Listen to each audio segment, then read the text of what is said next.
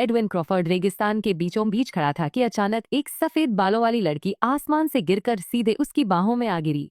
पूरी तरह खोई हुई और समझ नहीं पा रही थी कि क्या हो रहा है। लड़की जल्दी से उसकी पकड़ से बाहर निकलना चाहती थी, लेकिन एडविन उसे जाने नहीं दे रहा था। उसने मुश्किल से एक पत्नी ढूंढी थी, और अगर वो भागने की कोशिश करे तो। ये सुनकर लड़की और भी सन्न रह गई और उसे ऐसे घूरने लगी जैसे उसके सिर पर 3 सिर उगाए हों। वो तो बस कुछ सेकंड पहले बस में आराम से बैठी थी। फिर अचानक, कहीं नहीं, अचानक तेज दर्द हुआ और सब कुछ धुंधला हो गया। इधर उधर देखते हुए उसे समझ ही नहीं आ रहा था कि ये रेगिस्तान उसके सामने कैसे आ गया। सबसे पहले उसने सीधा उस लड़के से पूछा, यार तुम कौन हो और मैं यहाँ आखिर कहाँ पहुँच गई हूँ। एडविन मुस्कुराया और खुद का परिचय देते हुए बोला कि वो पूरे वेस्ट का मालिक है। उसका नाम सुनते ही उसके दिमाग में एकदम चमक सी दौड़ी। वो पागल खलनायक जो उसने किसी एडल्ट नॉवल में पढ़ा था, एक संघ की हत्यारा जिसकी एक अलग ही बदनामी थी। लोग उसे ऐसे ही कहते थे। ड्रैगन था और वो अपने सामने आने वाले हर किसी को मार डालता था। खासकर सफेद बाल वालों को पकड़ने और उन्हें सताने का जुनून रखता था। सफेद बाल आमतौर पर बुजुर्गों के होते थे, लेकिन कहानी की मुख्य किरदार लिलियन के बाल सफेद थे, एक श्रापित बीमारी की वजह से। एडविन ने उसे पकड़ लिया था। वो उसे सताता रहा, लेकिन फिर अचानक उससे दिल लग गया और कहानी खत्म हुई कि लिलियन प्रिंस की बाहों में मर गई, वही मुख्य हीरो जिसने उसे बचाया था। इस बीच लड़की घबराई हुई थी। आखिर वो कैसे इस आदमी की बाहों में आ गई। उसी वक्त एडविन ने अपने सैनिकों को आखिरी दुश्मनों को खत्म करने के लिए चिल्लाकर आदेश दिए। उसने एक तरफ नजर डाली तो उसने देखा कि लोग बंधे हुए थे। उनकी लाल लाल जलती हुई आंखें पूरी तरह उससे जुड़ी थीं। वह डर के मारे तुरंत एडविन के कंधे की तरफ मुड़ गई, जिसे देखकर एडविन को लगा कि उसकी दुल्हन का दिल कितना नरम है। लेकिन कुछ किया नहीं जा सकता था, इसलिए उसने बाल से तलवार देने को कहा। एक हाथ में भारी दोहाती तलवार पकड़ते हुए वह दुश्मनों की तरफ बढ़ा। अपने एक हाथ में डर गई और पागल जैसी हालत में दुल्हन को थामे हुए तलवार घुमाते हुए उसके कंधे पर देखते ही उसे अचानक पता चला कि उसके भी सफेद बाल हैं। उसी वक्त एडविन ने अपनी तलवार से तेज वार किया और लड़की ने खून को हर तरफ छिटकते देखा। उसे उल्टी जैसा महसूस होने लगा, तो हीरो ने सोचा कि उसकी भी पेट कमजोर है। खैर, मुख्य काम तो हो गया था, अब घर जाने का वक्त था। एडविन घोड़े पर चढ़ा और दुल्हन उसके सामने थी, लेकिन वह समझ नहीं पा रही थी कि उसने इतना बड़ा गड़बड़ कहाँ कर दिया। बस एक रोमांस उपन्यास में आ जाना ही काफी था, लेकिन वह भी सफेद बाल थे। थोड़ी देर बाद वे क्रॉफर्ड डुक के पास पहुंचे और उसके भव्य महल की ओर बढ़े। दरवाजे पर एक सूट पहने आदमी ने शांति से लॉर्ड का स्वागत किया। नायिका ने उसे तुरंत पहचान लिया कि यही एडविन का विश्वास पात्र सेथ मिलियन है। उपन्यास में केवल वही ड्यूक का स्वागत करता और उसे साथ देता था। जब एडविन बुरा मूड में होता है तो वह किसी को मार भी सकता है, इसलिए उनके बीच पहले से एक समझौता था। सेथ ने लड़की को शांत नजरों से देखा, यह जानने की जिज्ञासा थी कि वह कौन है। ड्यूक ने मुस्कुराते हुए जवाब दिया और खुशी से घोषणा की कि वह लंबे समय से प्रतीक्षित थी, देवताओं का उपहार, उसकी दुल्हन। नौकर के डराने वाली नजरों से घबराकर लड़की कांपते हुए एडविन की पीठ के पीछे छिप गई। उसे अपनी बाहों में उठाते हुए नायक ने साफ कर दिया कि नायिका का दिल नर्म और पेट नाजुक था, इसलिए उसे सावधानी से संभालना चाहिए। कुछ मिनट बाद वे दोनों पार्लर में अकेले थे और उसकी गोद में बैठी लड़की माफी मांगने लगी। वह उम्मीद करती थी कि ड्यूक नरमी दिखाएगा और उसे नीचे उतार देगा, लेकिन उसने ऐसा करने का इरादा नहीं रखा था। उसे ढूंढना कोई आसान काम नहीं था। सुनकर वो भागने की कोशिश नहीं करेगी, उसने हंसते हुए उसका नाक छुड़ाया। हीरोइन ने जोर से चिल्लाया और वो थोड़ा मायूस हो गया।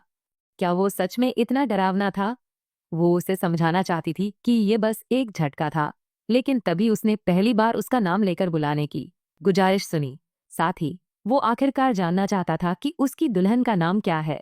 हालांकि उसे इस शरीर के पिछले जीवन की कोई याद नहीं थी और वो खुद भी नहीं जानती थी कि वह कौन है।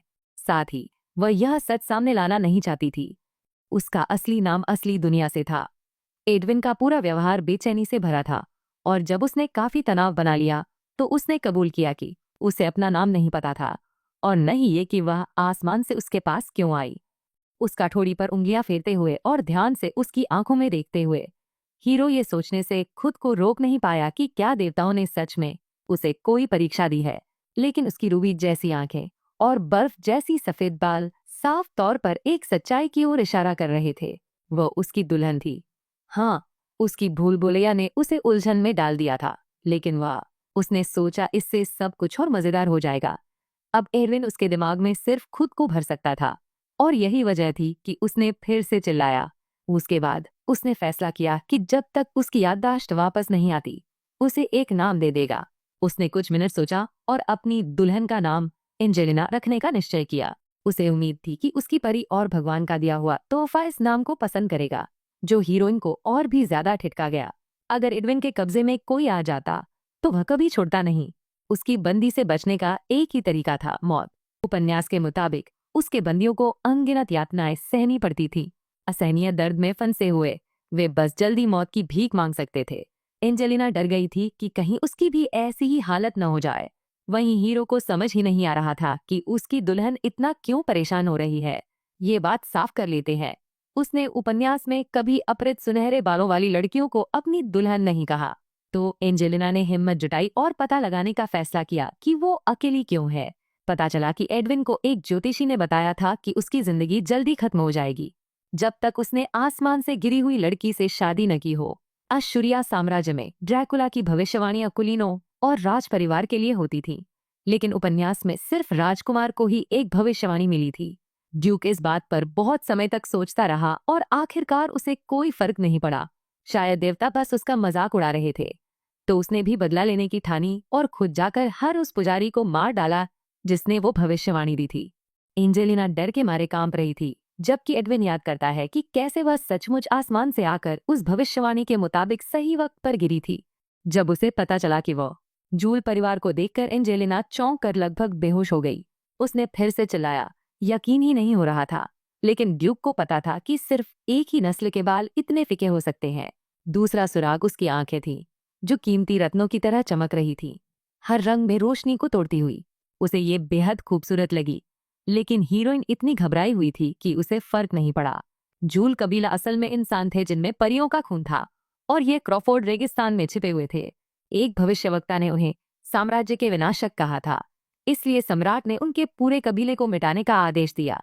उसे ये सब होने वाला कभी पता नहीं चला। उनकी मौत के बाद जो शाप आया था, या कैसे अगले हादसे से राक्षस पैदा हो जाएंगे। मगर सम्राट खुद नरसंहार को हरी झंडी दिखा देता तो उसकी गुप्त पक्षी सेना एंजेलिना पर हमला कर देती जैसे ही उसे देखती। एडविन जड़ हो गया जब उसने उसे भूत की तरह पीली देखा।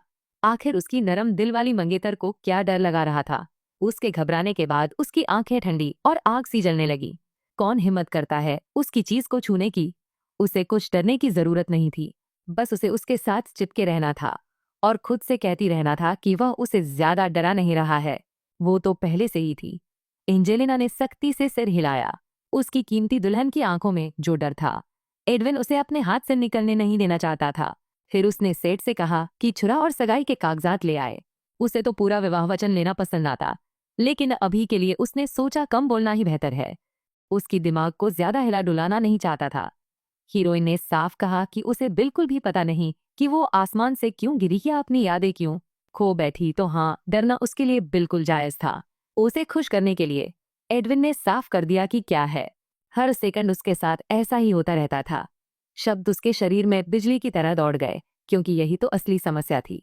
थोड़ी देर बाद नौकर ने सब कुछ तैयार किया और पूछा कि क्या मालिक सच में इसे अंजाम देने वाला है। ड्यूक को पता था कि उसकी दुल्हन घबराई हुई है और वह उसे दिखाना चाहता था कि आपसे उसे अपनी नजरों से दूर नहीं जाने देगा। खंजर उठाते हुए उसने साफ कहा कि यह सिर्फ उसके लिए है। वह ब्लेड अपनी उंगली पर लेकर एंजेलिना से कहा कि अगर वह चाहती है तो अपनी आंखें बंद कर ले। उसने संभाला नहीं जा सका। उसने अपनी आंखें कसकर बंद कर ली, सोचते हुए कि उन्हें पहले से बता देना चाहिए था। जब उसने अपनी आंखें खोली तो एडविन की खून से लथपथ उंगली उसके सामने थी। वह मुस्कुरा रहा था और उंगली को उसके होंठों पर रख रहा था।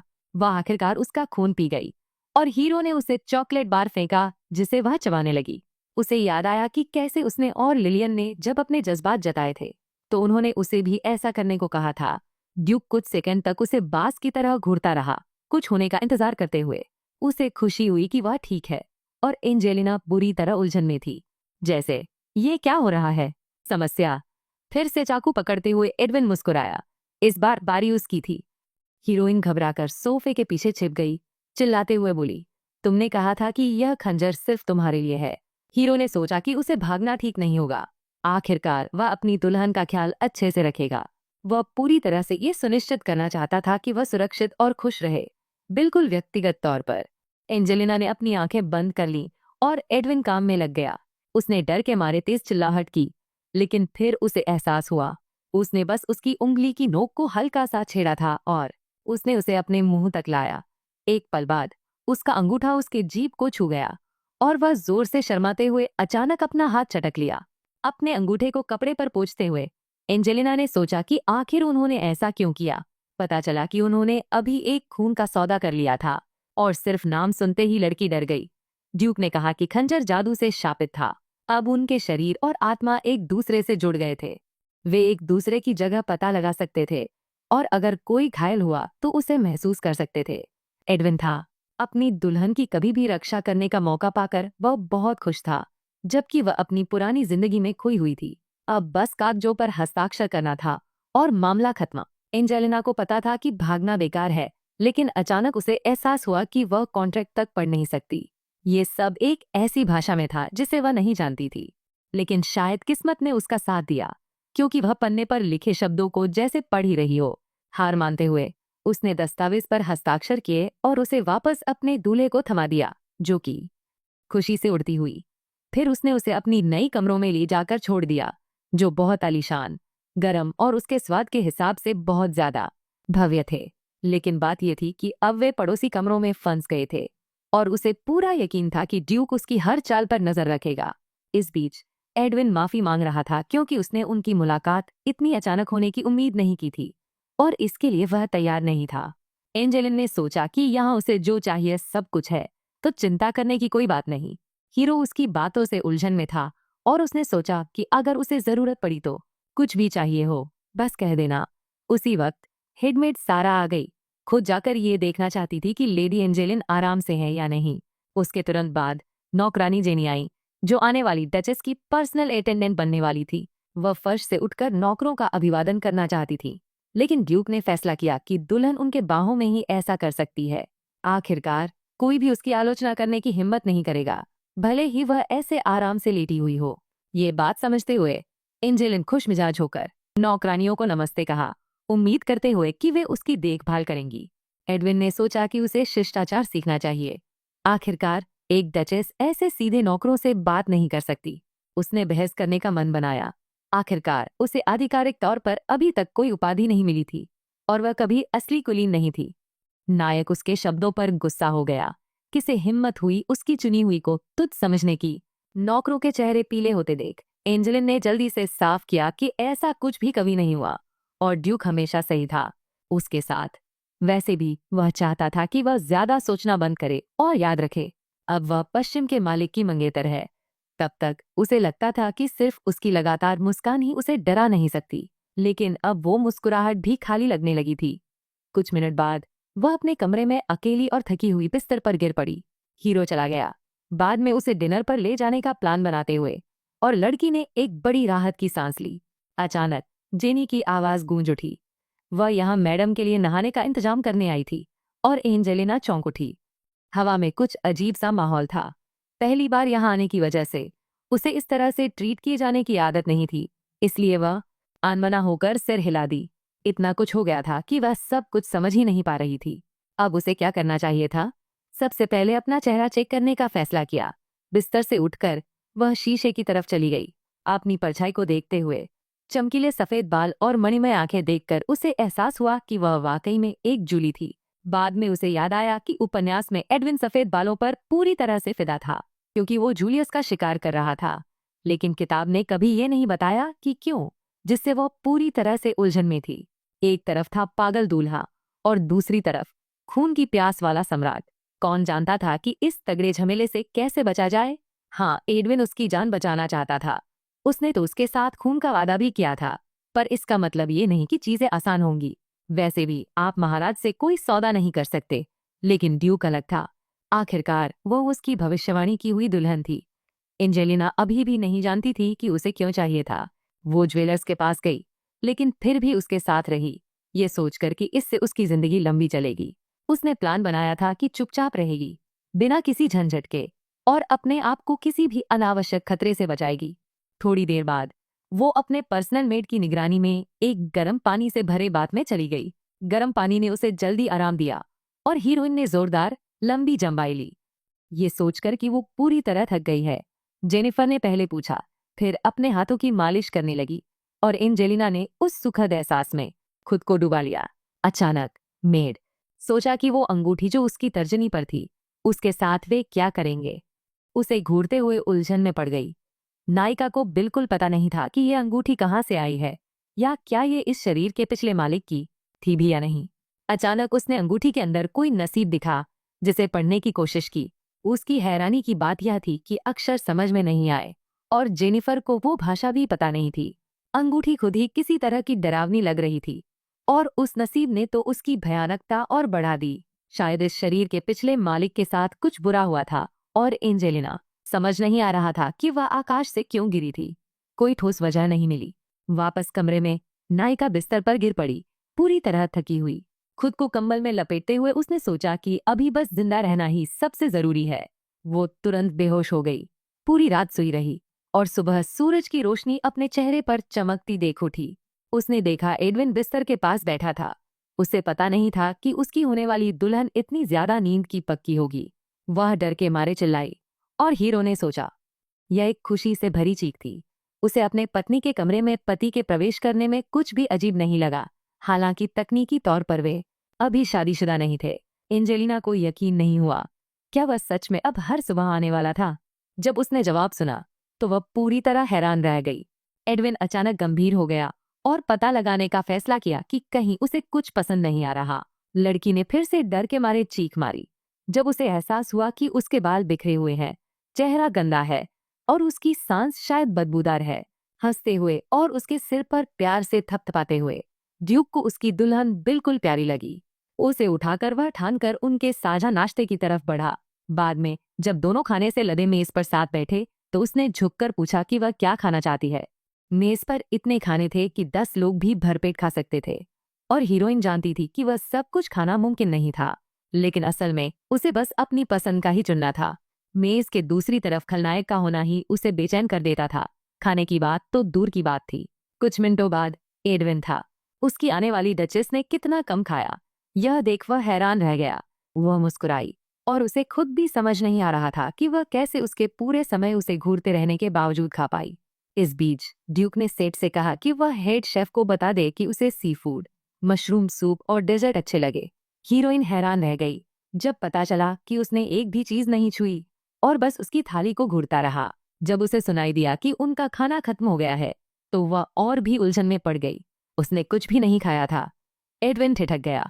दूसरे फिर अचानक जोर जोर से हंस पड़ा।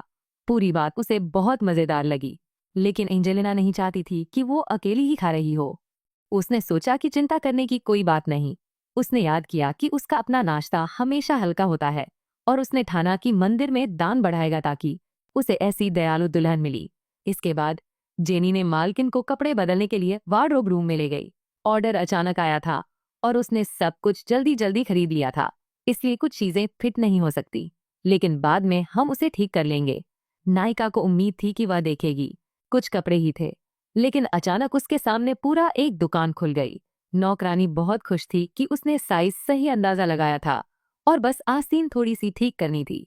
फिर उसने मालकिन को कुर्सी पर बिठाया और उसके बाल संवारने लगी, फिर मेकअप करने लगी। एंजेलिना घबराई हुई बैठी थी, बिल्कुल नहीं समझ पा रही थी कि आगे क्या होने वाला है, लेकिन उसके पास समय नहीं था सोचने या होने वाली बातों को नकारने का। वह एक पागल हत्यारे के कब्जे में थी। पहली प्राथमिकता थी अपनी जान बचाने के मौके बढ़ाना, मतलब था एडविन को मारने से रॉयल फैमिली को रोकना। असली उपन्यास की कहानी में क्राउन प्रिंस ने ही उसे मार डाला था। उसने ड्रैगन की खाल से बनी और दिव्य शक्ति से भरी सैफिरो तलवार से ही ये काम किया था। सौभाग्य से एंजेलिना को पता था कि तलवार कहाँ है। उसे एयर प्रिंस से पहले उसे पकड़ना था, वरना ना सिर्फ ड्यूक क्रॉफोर्ड की जान जाएगी बल्कि उसकी भी। तैयारी करके हीरोइन अपने हाइनेस से मिलने गई। उसने फैसला किया कि उसके कपड़े उसकी खूबसूरती के सामने कुछ नहीं थे। जब वह नए कपड़े खरीदने की बात आई तो वो जल्दी से साफ कर बैठी कि उसके पास जो कपड़े हैं वो काफी है। एडविन जानता था कि वो निस्वार्थ है, लेकिन बेहतर होगा कि वो इसे स्वीकार कर ले। वह इसे एक उपहार बनाना चाहता था। उसने दुल्हन को मेज पर बैठाया और उसने देखा कि उसके सामने कुछ रहस्यमय केस रखे हुए थे। एक एक करके खोलते हुए उसने उम्मीद जताई कि इससे उसे अपनी असली पहचान याद आएगी। जावेल इस परिवार के पास परियों का खून है, जिसकी शक्ति की जड़ कीमती रत्नों में है, इसलिए एंजेलिना उनका इस्तेमाल कर सकती है। जब उसने सुना कि उसके पास यह काबिलियत है, पावर रिलीज करने की सोच के साथ उसने उम्मीद की कि वह आग उगल सकेगी। ड्यूक को यकीन नहीं था, लेकिन शायद ये हीलिंग होगी। उदास मन से उसने सोचा कि ये थोड़ा बोरिंग है, लेकिन फिर भी कुछ न होने से बेहतर है। दिक्कत ये थी कि उसे ही पता नहीं था कि जेम की पावर कैसे रिलीज करनी है, और एडविन को भी नहीं पता था। इस बीच ड्यूक उसकी फूली हुई होंठों और नाराज चेहरे पर पिघल गया। उसने इसे उसका होमवर्क बनाने का फैसला किया और इनाम में एक इच्छा पूरी करने का वादा किया। पहले तो एंजेलिना की आंखें उम्मीद से चमक उठीं, लेकिन जब उसने सुनते ही कि सगाई तोड़ना और भाग जाना मना है, वो तुरंत ही हताश हो गई। आखिरकार वो अपनी शक्तियों को जागृत नहीं कर पाई। कुछ समय बाद एडविन अचानक उसे रेगिस्तान ले गया। पता चला कि जहां वो पहुंचे थे, वहां कभी ताकतवर जावेवेली परिवार रहा करता था। वह देखना चाहता था कि क्या घर लौटने के बाद उसकी यादें वापस आएंगी। जावेवेली परिवार जहां रहता था, उस जमीन को अम्ब्रियन कहा जाता था, और ड्यूक उनके बारे में बहुत कुछ जानता था क्योंकि उसका परिवार कई पीढ़ियों से वहीं रहा था। सोचते हुए वह नजरें घुमाकर याद करने लगा कि उसने सुना था वो बचपन में अपने पिता से बहुत कुछ सीखा था। एंजेलिना को पता था कि उपन्यास में इसका जिक्र नहीं था, और सब मानते थे कि क्रॉफर्ड का पहला ड्यूक की मौत इंपीरियल परिवार से जुड़ी थी। वो उसी दानव बगावत में मरा था जो महाराज साहब ने गहने बर्बाद होने के बाद भड़का दी थी। हीरोइन को शक था कि वो ऐसे अचानक मर जाएगा, खासकर क्योंकि तब तक वे अम्ब्रिया पहुंच चुके थे। अब ये जगह किसी रेगिस्तान जैसी लग रही थी। लेकिन एडविन ने कहा कि हमेशा ऐसा नहीं था। उसने याद दिलाया कि उन्होंने रत्न जादू का इस्तेमाल किया था। ज्यादातर जादू तो केवल इलाज करने वाला था। लेकिन हीरो के पापा ने कहा कि अम्ब्रिया कभी हरी भरी जंगलों और चमचमाते झीलों से भरा था। एंजेलिना हैरान थी कि पहला ड्यूक यहाँ कभी आया था, लेकिन एडविन ने कहा कि हर परिवार के मुखिया को कम से कम एक बार यहाँ आना पड़ता है। साथ ही वह हैरान था कि उसकी दुल्हन इतनी सारी बातें क्यों पूछ रही थी, लेकिन उसने खुद को शांत रखा, जैसे कि वो बस अपनी यादों को जोड़ने की कोशिश कर रही हो। एक सड़े गले पेड़ की तरफ ले जाते हुए ड्यूक ने साफ किया कि अम्ब्रिया एक अवरोध से घिरी हुई है। बिना इजाजत के कोई अंदर नहीं आता। बाहर वालों के लिए ये जगह वो मौजूद ही नहीं था। बस उनके सामने वाला पेड़ ज्वेलरी का रक्षक था, वही उस बाधा को बनाए रखता था। उसने उसे नीचे रखा और पेड़ की ओर धक्का दिया। उसने हिचकिचाते हुए धीरे से अपना हाथ छाल पर रखा। एंजेलिना को महसूस हुआ कि इस शरीर की आत्मा उस जाति की है जिसके लिए उन्होंने रक्षा का वादा किया था। वो लोग जिनके लिए जिंदा रहना ही लड़ाई थी। सोचते हुए कि वे उसे याद रखेंगे, उसे अचानक पेड़ से एक अजीब सी धड़कन महसूस हुई। उसका हाथ एक ही पल में छाल से जुड़ गया। वह उसे अलग नहीं कर पाई। तेज दर्द उसके पूरे शरीर में फैल गया, जैसे हर एक कोशिका आग की तरह जल रही हो। एडविन डर के मारे जम गया। अपनी दुल्हन को पास खींच लिया, पूरी तरह से हैरान। उसने तुरंत कहा कि वह अपना हाथ पेड़ की तने से हटा ले, लेकिन जवाब में बस कुछ दर्द भरे कराने सुनाई दिए। ये समझ नहीं पा रहा था कि ये पेड़ उसकी चुनी हुई को कैसे नुकसान पहुंचा सकता है। तभी उसने सैनिकों की चिल्लाहट और लड़ाई की आवाजें सुनी।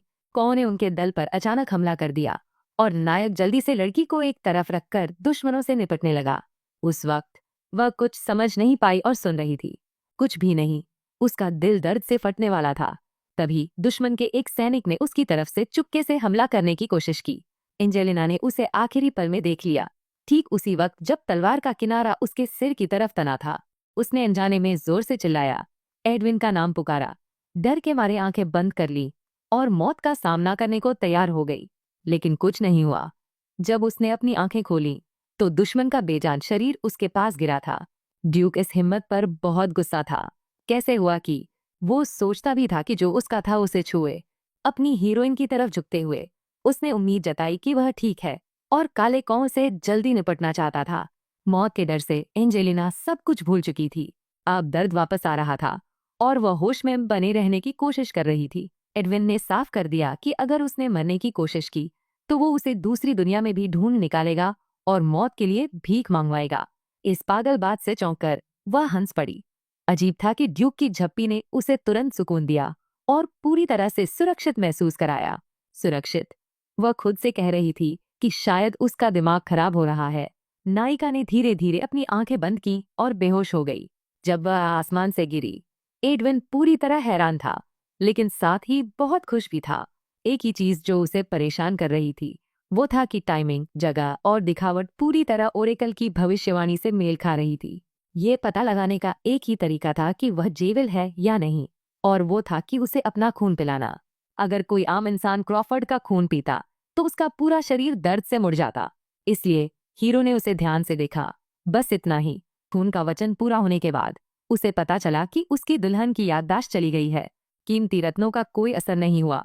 अपने स्टडी में बैठे नौकरों से घिरे ड्यूक को समझ नहीं आ रहा था कि आगे क्या करना चाहिए। फिर सेठ ने सोचा, क्यों न उसे अम्ब्रिया ले जाया जाए। ठीक उसी वक्त एडविन के दिमाग में एक आइडिया आया। उसने सोचा कि शायद किसी परिचित जगह पर परेशानी का सामना करने से उसकी याद लौट आएगी। फिर उसने कौवों को हमला करने के लिए उकसाया।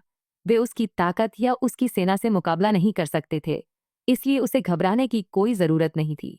वह पागलों की तरह तैयारी करने लगा, सोचते हुए कि वह कर सकता है। उसकी रक्षा करना चाहता था, लेकिन सब कुछ उल्टा हो गया।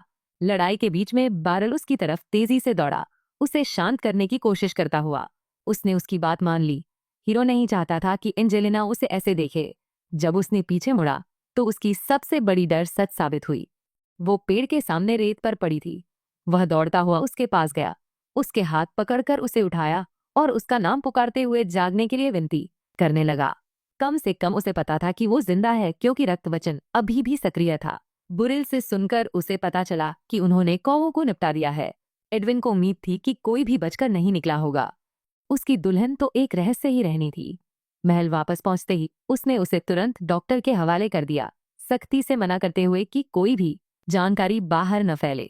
इलाज के बाद हीरो हर वक्त उसके साथ रहा। सेठ सोच रहा था कि क्या उसे आराम करने का ख्याल भी आता है। अपनी दुल्हन को बाहों में लेकर बिस्तर पर बैठे हुए एडविन ने फैसला किया कि वह आराम ठीक ही कर रहा है, भले ही उसने एक भी और खाना नहीं खाया हो। कौवे संभाल लिए गए थे, एंजेलिना सुरक्षित थी, लेकिन ड्यूक का गुस्सा कहीं जाने वाला नहीं था। उसने ठाना था कि उस लड़की को अपने हाथों से नहीं जाने देगा, वरना अपना दिमाग खो बैठेगा। अपने बेवकूफाना प्लान के लिए मन ही मन माफी मांगते हुए वह उम्मीद कर रहा था कि वह जल्दी जागेगी। इसी बीच एक अकेला कफन ओढ़े यात्री अम्ब्रिया के पवित्र पेड़ के पास आया और उसे ध्यान से देखने लगा। उसने बहुत इंतजार किया था, लेकिन अब समय आ गया था। अपनी हथेली पेड़ की तना पर रखकर अचानक उसने एक तेज रोशनी को खुद पर छा जाता देखा। इसी वक्त रेवन कप्तान कासन राजकुमार के कक्ष में एक और असफलता की रिपोर्ट लेकर पहुंचा। उत्तराधिकारी को उम्मीद थी कि कम से कम कुछ सैनिक बचे होंगे, लेकिन कप्तान बस चुपचाप नीचे देखकर कुछ नहीं बोला। गहरी सांस लेते हुए युवराज को याद आया कि उसने खुद कासन को रेवन कमांडर की भूमिका के लिए चुना था, इसलिए वो उम्मीद करता था कि कप्तान उसे फिर से निराश नहीं करेगा। अपना सिर नीचा करते हुए और कासन को जरूर ढूंढने का वादा करते हुए वह एक पल में युवराज की नजरों से गायब हो गया, सोचते हुए कि उसके पिता फिर से शिकायत करेंगे। युवराज को समझ नहीं आया कि बूढ़ा आदमी उन्हें क्यों हटाने की जरूरत समझता है। जेवेली की बात है, तब तक पूरा मामला साफ नहीं होगा जब तक ड्यूक क्रॉफर्ड मर नहीं जाता। वही सबसे जरूरी है।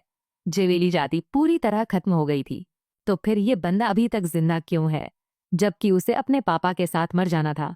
ऊपर से एडविन ने परिवार की शक्तियां विरासत में पाई हैं, तो जब तक क्रॉफर्ड्स मौजूद हैं, सम्राट पूरी तरह काबू नहीं पा सकता। असीरी साम्राज्य पूरी ताकत पर चलता था, सिवाय राजधानी इलाकों के, जो शाही परिवार के अधीन थे। ड्यूक पैटर्न पूर्व पर राज करता था और पश्चिम ड्यूक क्रॉफर्ड के कब्जे में था। ड्यूक श्विनी के पास दक्षिण था और उत्तर आर्चड्यूक हेजन के कब्जे में था। इन सब में ड्यूक क्रॉफर्ड की सेना सबसे ताकतवर थी, जो पश्चिमी सीमा को सुरक्षित रखती थी। एडविन की खुद की ताकत को छोड़ भी उसकी सेना सम्राटों से कहीं ज्यादा मजबूत थी। क्राउन प्रिंस जानता था कि अगर ये लोग सम्राट परिवार के प्रति वफादार रहे तो इससे बेहतर कोई रक्षा नहीं हो सकती। चिंता की कोई बात नहीं, लेकिन साथ ही वारिस असीरी को अपना समझता था। इसे किसी के साथ साझा करने का सवाल ही नहीं था। अगली सुबह हीरोइन के सामने बैठा एडविन अचानक उसकी आंखें खुलती देख हैरान रह गया। वह हमेशा की तरह डर के मारे चिल्लाई। हीरो बस खुश था कि वह जाग गई, वरना उसका धैर्य टूट जाता। एंजेलिना पूरी तरह से खोई हुई थी और वह सोचने लगा कि क्या सच में उसे कुछ याद नहीं आ रहा। जब उसे पता चला कि शायद कल दर्द बहुत ज्यादा था, तो वह अचानक याद करने लगी कि कैसे दर्द से बेहोश हो गई थी। उसका पूरा शरीर कांप उठा और हीरो तुरंत अपनी दुल्हन को करीब खींचकर उसे सांत्वना देने लगा, रोते हुए। अपनी आंखें उसके सीने से चिपका कर उसे पूरी तरह यकीन था कि वह मरने वाली है। कुछ सेकंड बाद उसने ये जानना चाहा कि वो संरक्षक पेड़ सच में मरा हुआ है या नहीं। पता चला कि वो सच में मर चुका था और बहुत वक्त से था, लेकिन नायिका को लगा था कि वो जिंदा है, जैसे वो उसे जाने नहीं देगा। और वो तेज दर्द एक दिल की धड़कन की तरह लग रहा था। मुस्कुराते हुए एडविन ने सोचा कि उसकी दुल्हन वाकई कुछ खास है, यहाँ तक कि मरे हुए पेड़ भी उसके पास लालची हो जाते हैं। उसने खुद इस बात की तहकीकात करने का मन बनाया। तभी एंजेलिना को जिज्ञासा हुई, वे कौन थे जो लोग उसे मारना चाहते थे? उसके मुताबिक वे थे क्रोस, एक लाल आंखों वाला गुप्त शाही संगठन जिसे सिर्फ क्राउन प्रिंस ही नियंत्रित करता था। ये संगठन 15 साल पहले जेए के उत्पीड़न के दौरान बना था और सभी काम प्रिंस के आदेश पर चलता था। इनके बारे में सब कुछ रहस्य में लिपटा हुआ था। एक बात तय थी, वे अभी भी जेवी के निशान ढूंढ रहे थे। डर से कांपती हुई एंजेलिना को एहसास हुआ कि वे निश्चित रूप से उसके होने के बारे में जानते थे, बस ये सोचते ही कि वे उसे ढूंढ निकालेंगे और पकड़ लेंगे। उसकी नजर धुंधली हो गई। उसे ऐसे गिरे हुए देखकर यही वजह थी कि ड्यूक ने कुछ कहने से इनकार कर दिया था। उसे यहाँ कुछ डरने की जरूरत नहीं थी। वो कौवे कभी उसे नुकसान नहीं पहुंचा सकते थे। लड़की को फिर से वो अजीब सी भावना महसूस हुई, वो जिसे वो खुद स्वीकार नहीं कर पा रही थी। ये बहुत परेशान करने वाली बात थी। जब उसका हाथ हिल भी नहीं पा रहा था, तब भी दर्द असहनीय था और दुश्मन की तलवार सीधे उसके ऊपर तानी हुई थी। उसके दिमाग में बस एक ही बात आ रही थी, एडविन। अपनी आंखें कसकर बंद करके और सिर झुकाकर उसे भय के साथ एहसास हुआ कि उसे पूरा समय बिताना होगा। उस पागल के साथ बस जिंदा रहने के लिए वक्त बिताना पड़ा। दोनों बाहों में उसे पकड़ते हुए ड्यूक ने सोचा कि उसकी दुल्हन ने बहुत ज्यादा बोझ उठा लिया है। बाद में हीरोइन ने उन कीमती पत्थरों की ताकत को खोलने का तरीका सोचने लगी। उसने गहरी सांस भरी, जानती थी कि उसे ये जल्दी से जल्दी करना होगा, लेकिन अब तक कोई प्रगति नहीं हुई थी। जेनी ने देखा कि उसकी मालकिन हाल ही में बहुत सांसें ले रही है और उसने तय किया कि ऐसे नहीं चल सकता। इसलिए उसने भावी डचेस को बगीचे में थोड़ी सैर पर ले जाने का फैसला किया। वे एक मंडप पर पहुंचे जो एक शानदार नजारे पर था। खिलते हुए गेंदा के फूलों का एक ऐसा शानदार मैदान था कि देखने में मन मोह लेने वाला था। अपनी मालकिन के लिए कुछ अच्छा पीने को बनाने की सोचते हुए नौकरानी ने पूछा कि क्या उन्हें कोई पसंदीदा चाय या मिठाई है। जब वह चली गई तो एंजेलिना कुछ फूल तोड़ना चाहती थी, लेकिन बागवान अचानक उनके लिए फूलों का एक पूरा टोकरी लेकर आ गया। ट्रे लेकर वापस आई जेनी इतने सारे फूल देखकर सच में दंग रह गई। उसने सोचा कि इन्हें छांट कर रख दे ताकि उसकी मालकिन ताजी हवा में चाय का आनंद ले सके। उसने उस पर थोड़ी व्हिप्ड क्रीम लगाई, एक कौर लिया और उसे शुद्ध आनंद महसूस हुआ। शांति का माहौल तब टूट गया जब ड्यूक की आवाज गूंजी, जो आखिरकार अपनी दुल्हन को पाकर खुश था। उसका खुशमिजाज चेहरा देखकर उसकी जिज्ञासा बढ़ गई। उसे ये जाना था कि जब वह नहीं था तो उसे इतनी खुशी किसने दी। जब वो उसके साथ होती उसने कभी इतना प्रेरित नहीं दिखा था और ये उसे अंदर से तोड़ रहा था। उसने देखा कि उसके प्लेट में रखे टार्ट्स टेढ़े मेढ़े थे और वह फट पड़ा। ये कौन था जिसने मेरी दुल्हन को ऐसा कचरा परोसना सही समझा? जेनी ठिठक गई। उसका चेहरा सफेद पड़ गया और वह ऊपर देखने की हिम्मत नहीं कर पाई। उसने जल्दी से समझाया, ये टार्ट्स ऐसे ही दिखने वाले हैं। सच में। उसने एक पर क्रीम और स्ट्रॉबेरी जैम लगाकर उसे उसके हाथ में दे दिया। ये तो कमाल है, उसने कहा। एडविन ने धीरे धीरे उसे उसके हाथ से काटा और उसकी आंखें मिल गईं। उसे यकीन था कि ऐसा खराब नहीं हो सकता। एडविन जोर से हंस पड़ा, सिर पकड़ते हुए। एंजेलिना का दिल धक से रह गया। क्या टार्ट्स में जहर था? उसने उसकी नाक चुटकी। तुम तो क्यूट हो, उसने हैरानी से कहा। उसकी नजर ने उसे घबराया हुआ कर दिया। पास में रखे फूलों के टोकरे को देखकर उसे समझ आया कि उसे ये पसंद है। उन्होंने कहा कि वो सारे पौधे पूरे बगीचे में लगा देगा।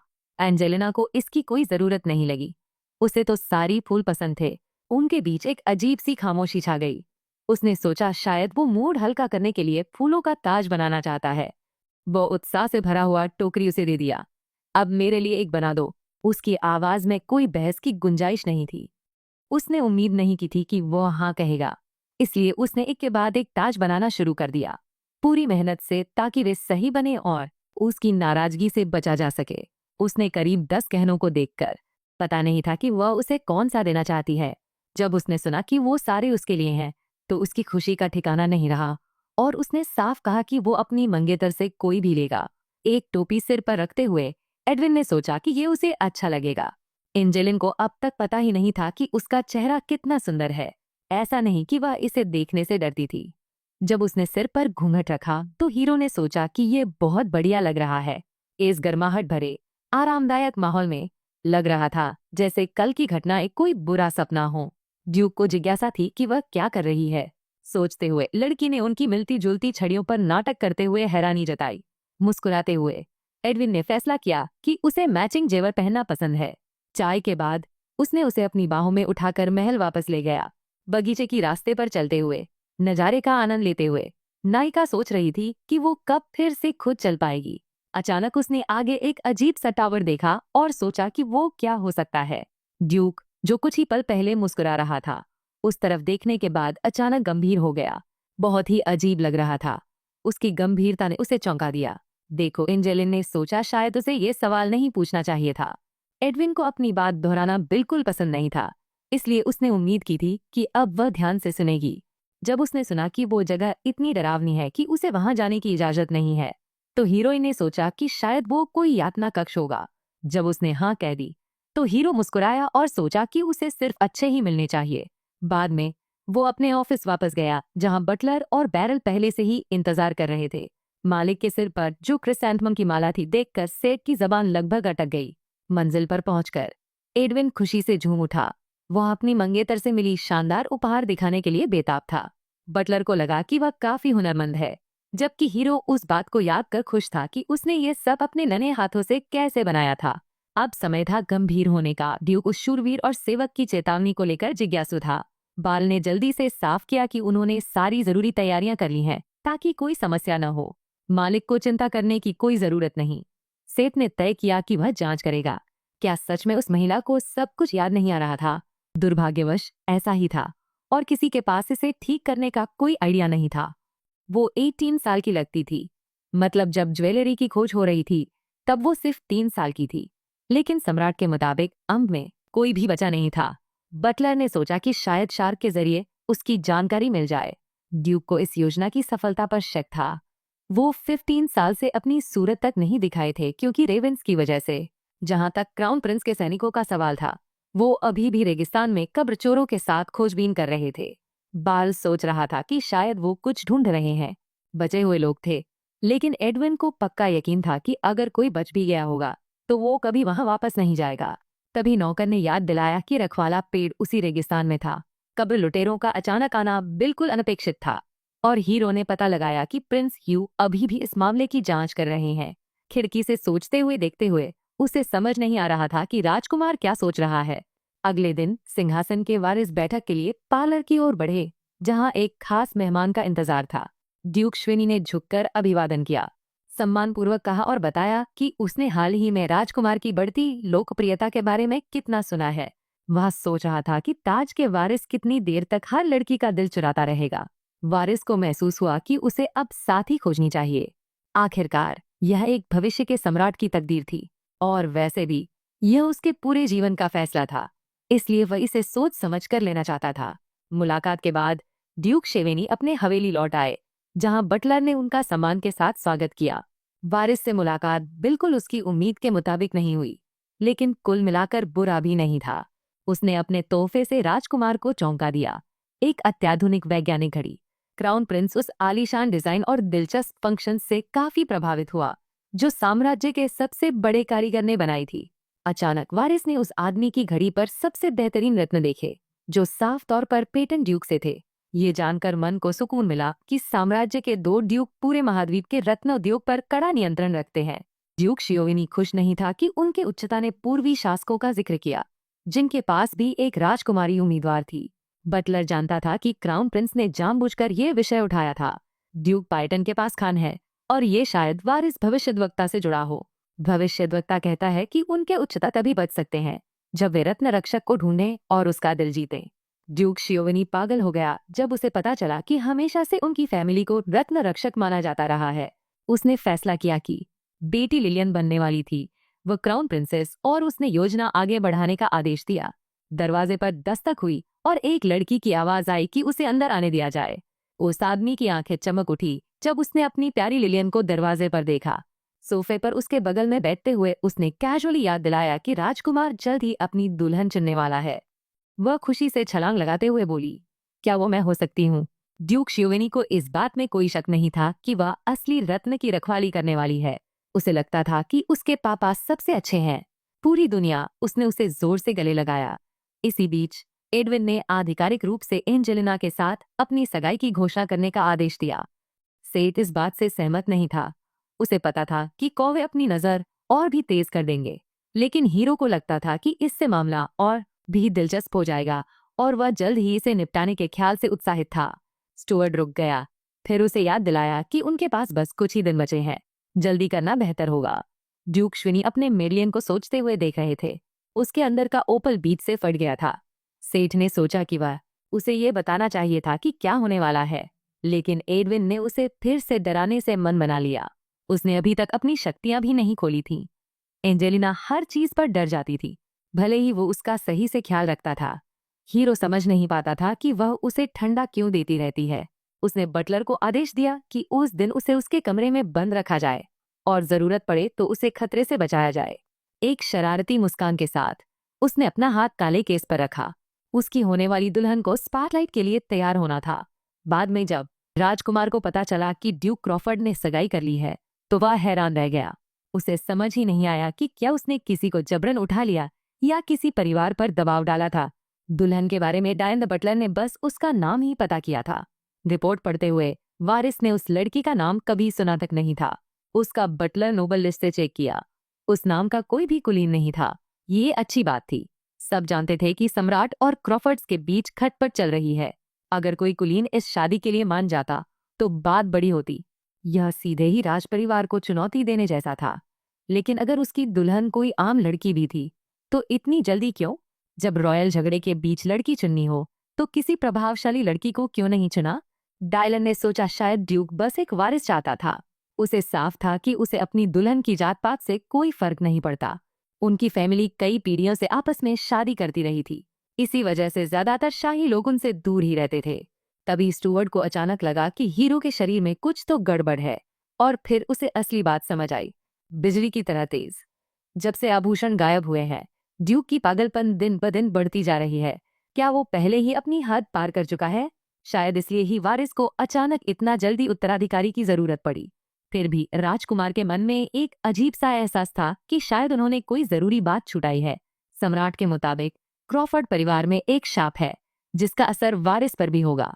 इसलिए राजकुमार ने डिलन को केस की गहराई से जांच करने और कोई भी अहम जानकारी तुरंत देने का आदेश दिया। फौरन जब उसने जाना कि शोवेनी के ड्यूक पहले ही काम पर हैं, तो वारिस प्रभावित हुआ और जल्दी ही उनकी बेटी से मिलने का फैसला किया। बाद में अपने कमरे में अकेला उसने अपने वफादार कैसान को बुलाया। ड्यूक क्रॉफर्ड में कुछ गड़बड़ होने का शक था, इसलिए उसने योद्धा से नायक और दुल्हन की सेहत जांचने को कहा। कैसान तुरंत आदेशों का पालन करने निकला और राजकुमार ने कसम खाई कि वे कोई कसर नहीं छोड़ेंगे। क्रॉफर्ड एक निर्दयी राक्षस था। अगर वे थोड़ी भी गलती करते तो वह उनका गला दबा देता, पल भर में। लेकिन इस बार हवा में एक ठोस इरादा था। आखिर में खड़ा वही होगा। अगली सुबह एंजेलिना अपने बिस्तर पर गहरी नींद में थी, बिना किसी सपने के। जब वह जागी और ड्यूक के अचानक आने पर चिल्लाई नहीं, तो उसने सुना कि अब संपत्ति छोड़ने का वक्त आ गया है। भले ही कौवे उसका पीछा कर रहे थे, एडविन ने कहा कि वह उसके साथ पूरी तरह सुरक्षित रहेगी। वह जानती थी कि वह उसकी रक्षा करेगा। लेकिन अगर किसी को पता चल गया कि वह जलती है, क्या इससे कोई मुसीबत नहीं होगी? एक ठंडी मुस्कान के साथ हीरो ने तय किया कि ये बात किसी को पता नहीं चलेगी। उसे पता था कि इस दुनिया में जादुई हेयर डाई होती है, लेकिन वो सिर्फ कुछ घंटों तक टिकती है और बाल बिल्कुल उलझे हुए दिखते हैं। ये बहुत ही शक का विषय था। ड्यूक अगर उसका मतलब था, तो एंजेलिना इसे समझ ही नहीं पा रही थी। क्या उसे सच में लगता था कि ये चाल काम करेगी? बाद में वो उसके ऑफिस पहुंची और एडविन ने शालीनता से उसे काउच पर उसके बगल में बैठने को कहा। जब उसने देखा कि वह अपनी मेज से एक शानदार बोतल लेकर आया है, तब उसे समझ आया कि वह असल में वो इसे सच में करने वाला था। उसके घमंडी चेहरे को घूरते हुए उसे अब यकीन नहीं हो रहा था कि ये सुरक्षित है। पहले एडविन ने पूछा कि उसे कौन सा रंग पसंद है, फिर कंधे उचकाए और अपनी पसंदीदा सुनहरी छाया चुन ली। जैसे ही उस चीज ने उसके बालों को छुआ, बाल सुनहरे हो गए। एकदम से पूरी तरह से बदलाव आ गया। झाड़ू से तो दूर, वो ज्यादा लग रही थी जैसे किसी शैम्पू के विज्ञापन की लड़की। नतीजे पर मुस्कुराते हुए ड्यूक ने जल्दी से साफ किया कि ये असर कभी कम नहीं होगा। पता चला कि ये डाई परिवार का राज था। उसके बाल हमेशा ऐसे ही रहेंगे। एडविन ने तब तक कुछ नहीं बदला जब तक उसने फैसला नहीं किया। एंजेलिना हैरान रह गई। उसने कभी नहीं सुना था कि क्रॉफर्ड्स के खून में जादू होता है। इस दुनिया में कोई जादुई टावर नहीं है और जादूगर बहुत कम हैं। सब अकेले काम करते हैं। ऊपर से एडविन अपनी दुल्हन को परिवार की पुरानी विरासत देना चाहता था। इसे परिवार के मुखिया की मंजूरी के बिना इस्तेमाल नहीं किया जा सकता था। उसने एक काला केस निकाला, खोला और उसके अंदर कीमती रत्न जड़े कॉन्टैक्ट लेंस थे। ये लेंस हेरोइन की आंखों में डालते ही उसे एक नया अंदाज दिया, उसके रंगे हुए बालों के साथ। अचानक उसने सोचा, क्या वह इन गैजेट्स का इस्तेमाल करके भाग भी सकती है? उसकी सोच में डूबे चेहरे को देखकर हीरो ने समझाया कि वह इन्हें अकेले इस्तेमाल नहीं कर सकती। ऊपर से वह कभी भी इसे वापस बदल सकता था, जिससे उसकी असली आंख और बालों का रंग वापस आ जाएगा। औपचारिकताएं पूरी करके वह उसके साथ बाहर निकलने के लिए तैयार हो गया। बाद में गाड़ी में सफर करते हुए एंजेलिना ने पूछा कि वे आखिर कहाँ जा रहे हैं। जब उसने सुना कि यह ऐसा जगह है जो उसे पसंद आएगी, तो वह सच में उलझन में पड़ गई। जल्द ही वे अचानक एक मशहूर ज्वेलरी बुटीक पर रुक गए। ड्यूक को अभी भी याद था कि उसकी मंगेतर को मैचिंग ज्वेलरी चाहिए थी, इसलिए वह उसे यहाँ लेकर आया। सब कुछ ठीक होना चाहिए था, लेकिन एंजेलिना को याद आ गया कि ये दुकान उस उपन्यास की हीरोइन के परिवार की थी। एडविन उससे प्यार हो गया था और उसे उठा ले गया था। हालांकि हीरोइन जेवी जाति की थी, लेकिन पता नहीं अगर उनकी मुलाकात हो गई तो क्या होगा। जब वे अंदर गए, पर एक क्लर्क ने उनका स्वागत किया और हीरो को सिरिलियन कहा। एंजेलिना, जो हमेशा की तरह उसके बगल में चल रही थी, ने पूछा कि उसने ऐसा क्यों कहा। Said surname. एडविन मुस्कुराया और सोचा कि अगर वो खुलेआम आता तो स्टाफ कुछ बोल भी नहीं पाता, क्योंकि इस बार वो अपनी मंगेतर के साथ आया था। उसने अपनी पहचान छुपाने का फैसला किया ताकि वो बिना किसी दबाव के चारों ओर देख सके। हीरो की सच में उसकी परवाह करता देख उसे यकीन ही नहीं हुआ कि ऐसा संभव है। उन्हें जल्दी से एक टेबल पर बैठा दिया गया, जहां ज्वेलरी के कई केस रखे थे। ड्यूक चाहता था कि वो अपनी पसंद की चीज चुने, लेकिन एंजेलिना ने कहा कि वो जो भी वह चुने वही सही होगा। अचानक सारी चमचमाती ज्वेलरी के बीच उसकी नजरें एक अनोखे नारंगी रत्न वाले झुमकों पर टिक गईं। पता चला कि वो एक तेजस्वी हीरा था, जो सबसे दुर्लभ रंगीन रत्नों में से एक था। उसका रंग उसे मैरोल्ड्स की याद दिलाता था और वो अपनी नजरें उससे हटा नहीं सकी। एडविन ने झुमका झपटा, उसे अपनी मंगेतर के कान के पास रखा और तय किया कि ये उसके लिए एकदम सही था। वो इसे खरीद रहा था, दुआ कर रहा था कि उसे उसका तोहफा पसंद आए। वो थोड़ा शर्माई और मुस्कुराई, जैसे कोई दूसरा विकल्प ही न हो। ड्यूक ने उसे फिर से अपनी बाहों में उठा लिया, पूरा मन बनाकर कि उसे सब कुछ खरीद कर देगा। जरूरत पड़ सकती थी। फिर वो लोग शहर की गलियों में टहलने निकल पड़े। ज्यादा देर नहीं हुई थी कि एंजेलिना टूट गई। हर तरफ से लोग घूर रहे थे। वो बस यही दुआ कर रही थी कि वो उसे चलने दे। ड्यूक को कोई दिक्कत नजर नहीं आई। वो उसकी पकड़ में सुरक्षित था, लेकिन एंजेलिना अपनी जमीन पर खुद चलना चाहती थी। आखिरकार एडविन मान गया और धीरे से उसे नीचे उतारा, लेकिन जब वो दूर चली तो उसे थोड़ी बेचैनी हुई, इसलिए उन्हें हमेशा हाथ में हाथ डालकर चलना पड़ा। थोड़ी देर बाद वे खुद को शहर के मुख्य चौक पर पाए। एंजेलिना चौंक गई थी। उस जगह की खूबसूरती देखते ही बनती थी। एक बड़ा फव्वारा और बीच में एक परी की मूर्ति लगी थी। पता चला कि वो मूर्ति क्रॉफर्ड परिवार के पहले मुखिया ने बनवाई थी। हीरोइन को पता था कि लोग जावेली से नफरत करते थे, लेकिन उसे समझ नहीं आया कि सम्राट ने उन्हें परी की उस मूर्ति को रखने की इजाजत क्यों दी। अचानक एडविन गंभीर हो गया और कसकर वादा किया कि कोई भी क्रॉफर्ड की जमीनों को छूने की हिम्मत नहीं करेगा। तभी अचानक एक नौकर आया और उसने मालिक को कुछ जरूरी देने के लिए कहा। एंजेलिना की हैरानी तब और बढ़ गई जब ड्यूक खुद सामने आए। थोड़ी देर के लिए दूर चला गया और उसे अकेला छोड़ दिया। उसने उम्मीद भरी नजरों से उसका आस्तीन पकड़ लिया, लेकिन हीरो को नौकर की बात सुननी थी। उसके सिर पर हाथ फेरते हुए उसने सोचा कि चिंता करने की जरूरत नहीं है, नाइट्स उसे बचा सकते हैं। वह फव्वारे के पास बेंच पर बैठ गई, फिर भी सैनिकों के पास होने के बावजूद बेचैन थी। अचानक एक गेंद उसके पैरों तक आई और पास के बच्चे उसे वापस मांगने लगे। गेंद पकड़कर और नाइट्स की तरफ देखते हुए नायिका ने उम्मीद की कि यह बड़ी बात नहीं होगी। वह गेंद बच्चों तक ले गई, लेकिन उसे फेंकने का मन नहीं किया। डर था कि वो कहीं गिर गया होगा। लचके ने खिलौना उसके हाथों से छीन लिया और भाग गया, जिससे वो पूरी तरह हैरान रह गई। वह घूमी और गलती से एक गुजरते आदमी से टकरा गई, जिसने तुरंत माफी मांगी। लेकिन जैसे ही उसने उसका चेहरा देखा, वह काला चोला पहने अजनबी का चेहरा बदल गया और वह उलझन में पड़ गया। आदमी समझ नहीं पा रहा था कि वो इस शख्स को देखकर ऐसा क्यों प्रतिक्रिया दे रहा है। पीछे हटते हुए एंजेलिना को कुछ ऐसा लगा जैसे वह उसे पहचानता हो या उसने समझ लिया हो कि वह जानना चाहती है कि वह कौन है और उसका मकसद क्या है उसके अपने प्यार से। आदमी पूरी तरह हैरान लग रहा था, जिससे हीरोइन और भी ज्यादा उलझन में पड़ गई और ड्यूक को गुस्सा आ गया। कुछ मिनट बाद एडविन ने अपनी मंगेतर को कॉटन कैंडी खरीदी और उसे बेंच पर बिठा दिया। छड़ी पर लगे मीठे बादल का एक टुकड़ा खाते ही एंजेलिना को काफी सुकून महसूस हुआ। उसने सोचना शुरू किया कि क्या हीरो को वो अजीब चोला ओढ़ा हुआ आदमी पता था। जब उसने कहा कि वो आदमी उसे कुछ याद आता है, तो ड्यूक जानना चाहता था कि क्या वे पहले मिले हैं, लेकिन उसे कुछ याद नहीं आ रहा था, इसलिए पक्का नहीं कह सकी। एडविन ने बारल की तरफ मुड़कर देखा। उम्मीद कर रहे थे कि उन्होंने उस लड़के को मार दिया होगा, लेकिन अफसोस कि वह भाग निकला था। हीरो ने तुरंत आदेश दिया कि उसे जिंदा पकड़कर उसके पास लाया जाए, जिससे एंजेलिना कांप उठी। मुस्कुराते हुए उसने कहा कि वह उसे जल्दी ढूंढ ही लेगा, चिंता करने की कोई बात नहीं। उस रात राजकुमार को खबर मिली कि ड्यूक क्रॉफर्ड अपनी मंगेतर के साथ खुद बाहर निकले हैं। अगर उसकी जगह होता तो वह उसे छुपा कर रखता, लेकिन एडविन ऐसा लग रहा था जैसे जानबूझकर अपनी चुनी हुई को दिखा रहा हो। कैसान ने खुद इसकी पुष्टि की। उसका बाल सच में सुनहरे रंग के थे, इसलिए वह नहीं थी जवाहरात। लेकिन राजकुमार सिर खुजलाए जा रहा था। आखिर ड्यूक उसे साथ क्यों लेकर आया? शायद वो बस बुरा महसूस कर रहा है और जल्दी से वारिस चाहता है। क्रॉफर्ड्स के बाल सुनहरे होते हैं और वो दुल्हन भी सुनहरे बालों वाली लाया है। जब उसे पता चला कि हीरो पूरी तरह से स्वस्थ है, तो क्राउन प्रिंस ने उसे लगातार फॉलो करने का आदेश दिया। उसकी मंगेतर की कोई जरूरत नहीं कि उस पर नजर रखी जाए। फिर भी कुछ शक बाकी थे। राजकुमार ने सोचा कि उससे आमने सामने मिलना ठीक रहेगा। इस बीच एडविन अपने अध्ययन कक्ष में वापस था, सेठ और बाल के साथ। सैनिक कॉय की हरकतों पर नजर बनाए हुए था। इसी बीच ड्यूक बटलर से खबर लेने गया। शार्क से कोई खबर मिली क्या? सेठ ने जल्दी से सफाई दी। 15 साल पहले रेगिस्तान के पास बच्चे का कोई सुराग नहीं मिला। एडविन पूरी तरह से हैरान था। उसकी मंगेतर उससे मिलने से पहले कहाँ थी? दूसरी तरफ अगर ऑल्स को कुछ पता नहीं है, तो कॉय फिलहाल कोई बड़ी दिक्कत नहीं है। अगले दिन ड्यूक ने खुद अंग्लेश की गर्दन में काला ओपल का हार पहनाया।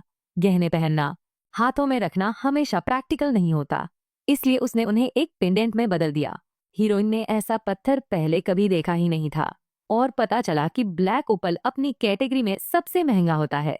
ऊपर से उसने जो नेकलेस पहले खरीदी थी वो बहुत भारी था और ये वाला हल्का था। इसमें तो ट्रेनिंग भी कर सकते थे। तभी एंजेलिना को एहसास हुआ कि वो धीरे धीरे उसे आगे बढ़ने के लिए प्रोत्साहित कर रहा था। और हाँ, ये बात उसे भी मायने रखती थी, तो उसने ठाना कि वो पूरी मेहनत लगाएगी।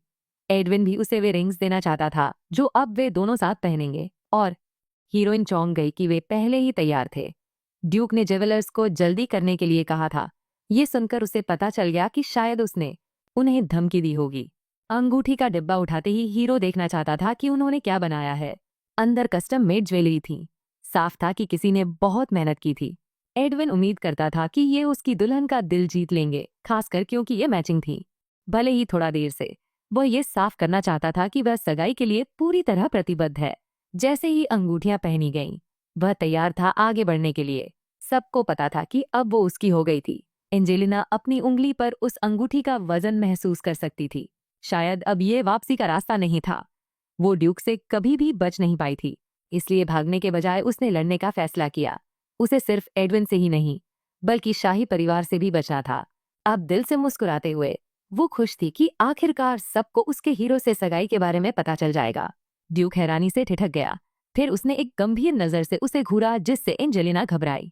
फिर अचानक उसने उसे गले लगा लिया। यह समझ नहीं पा रहा था कि अब खुद के साथ क्या करे, क्योंकि वह इतनी खूबसूरती से मुस्कुरा रही थी। यह पहली बार था जब उसे ऐसी खुशी महसूस हुई थी। ऐसा लग रहा था जैसे उसका दिल फट जाएगा, लेकिन साथ ही यह बेहद रोमांचक भी था। वहीं एंजेलिना हैरानी में चुप थी। उसे समझ ही नहीं आ रहा था कि क्या हो रहा है। बाद में एडविन ने बताया कि वह कल जा रहा होगा। इंपीरियल परिवार ने बहुत ध्यान खींचा था और टॉम राइडर्स पहले ही आ रहे थे। इसके अलावा वह चाहता था, उससे कहा कि वो अपनी कमरे में ही रहे और कल रात बाहर न निकले। एंजेलिना उसके शब्द सुनकर चौंक गई। आखिर बात इतनी बड़ी क्या थी? पता चला कि वो खून चंद्र की रात थी, जब असली राक्षस बाहर निकलते हैं, जैसे वादा किया गया था। अगली रात उसने खिड़की से देखा। आसमान में एक बड़ा खून जैसा लाल चंद्रमा टंगा हुआ था। उसे याद आया कि कुछ वक्त पहले ऐसी अफवाहें फैलने लगी थी कि राक्षसों का जुड़ाव जेविल से है। अगले सालों में उनके जाति पर शक पूरे साम्राज्य में फैल गया और नफरत बस बढ़ती ही गई। एंजेलिना समझ नहीं पाई कि हीरो को इस खास रात के लिए अचानक गायब क्यों होना पड़ा। वो खिड़की से चिपकी हुई सोच रही थी कि चाहे कुछ भी हो, आज उनकी मुलाकात नहीं होने वाली। तभी उसे एहसास हुआ कि उसके बिना उसका दिल कितना खाली और अकेला महसूस कर रहा है। ये सोचकर कि वो पहले उसे देखकर नफरत करती थी, पर अब दूर होने का गम उसे परेशान कर रहा है। एंजेलिना पूरी तरह उलझन में पड़ गई। इसी वक्त उसका हाथ गलती से उसके गले में लटके हुए काले उपल वाले हार से टकरा गया। ये पत्थर भी ड्यूक का तोहफा था और उसमें कुछ खास था। इसमें एक अजीब रहस्यमय आकर्षण था। हीरोइन ने तय किया कि उसे अपनी शक्तियां जितनी जल्दी हो सके सक्रिय करनी होंगी। अचानक हर तरफ से एक जोरदार धमाका हुआ, जिससे वह चौंक कर घूम गई। अपनी सहज बुद्धि से काम लेते हुए वह बिस्तर पर कूद पड़ी और चादरों के नीचे छुप गई।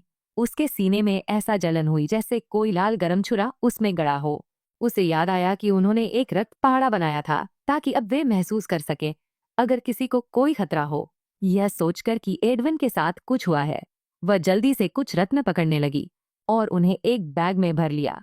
उसे अपनी छाती से कसकर पकड़ते हुए और दिल में जलन जैसी पीड़ा को अनदेखा करते हुए वह दरवाजे की ओर भागी।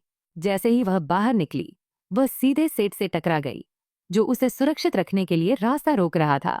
एंजेलिन ने समझाने की कोशिश की कि ड्यूक मुश्किल में है, लेकिन बटलर ने कहा कि वे सिर्फ महल की सुरक्षा जांच रहे हैं। वह दर्द सहन न कर सकी और चिल्लाने लगी, यह मानते हुए कि एडविन खतरे में है। उसने फैसला किया कि यह स्पष्ट कर दे कि ऐसा महसूस होने की वजह खून का वादा है। सेठ के पास कोई जवाब नहीं था। उसने सोचा बेहतर होगा कि चुप रहूं और सुनूं। स्टुअर्ट ने दोबारा चेक किया कि वो उसके लॉर्डशिप के पास ले जा सकती है और उसका पीछा किया। आंगन में घुसते ही हीरोइन को अचानक एहसास हुआ कि एडविन उसी टॉवर में है जहां उसे जाने से मना किया गया था। बाल उसके सामने आ गया, पूरी तरह से हैरान कि वो अचानक कहां से आ गई। जब उसने सुना कि उसे ड्यूक से तुरंत मिलना है, तो बाल ठिठक गया, चौंक गया, कुछ कह नहीं पाया। सेठ जल्दी आ गया और सोचने लगा, अरे जरूरी बात है तो जाने दो। समझ गया कि कोई और रास्ता नहीं है और उसे अपने मालिक का डरावना राज खोलना पड़ेगा। सैनिक ने उसकी बात मान ली और उसे टावर के ऊपर ले जाने के लिए तैयार हो गया। पता चला कि अंदर जाने का रास्ता दीवार के बीचों बीच छुपा हुआ था। चढ़ते हुए अजीब आवाजें सुनकर हीरोइन घबरा गई। शायद कोई दानव वहां छुपा हुआ था। अभी भी सोच में डूबी हुई वे टावर की छत तक पहुंच गए। एक छोटा खाली कमरा था जिसमें कुछ मशालें जल रही थी। दूसरी तरफ एंजेलिना ने एक आदमी को दीवार से जकड़े हुए और खून बहता हुआ देखा। डर के मारे ठिठक गई। उसे पता नहीं था एडविन कहाँ था या ये जगह आखिर क्यों मौजूद थी। जंजीरों में बंधा वो आदमी अचानक चिल्लाया, अपनी जंजीरों से लड़ता हुआ, जिससे उसकी डर और बढ़ गई। उसे घूरते हुए उसे एहसास हुआ कि ये पागल आदमी कोई और नहीं बल्कि ड्यूक क्रॉफर्ड खुद थे। वह इसे समझ नहीं पा रही थी, लेकिन सेठ ने जल्दी से समझाया, ये एक श्राप है। क्रॉफर्ड खून में कच्ची ताकत है, लेकिन उसके साथ पागलपन भी होता है।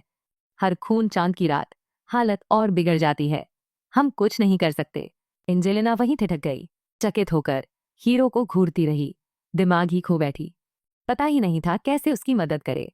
उसने गलती से जूल्स का शरीर संभाला था और सच कहूं तो कीमती पत्थरों को कैसे संभालना है कुछ समझ नहीं आ रहा था। जब होश आया तो उसे एहसास हुआ कि एडविन अभी नहीं मर सकता, वरना उसे हमेशा के लिए भागना पड़ेगा।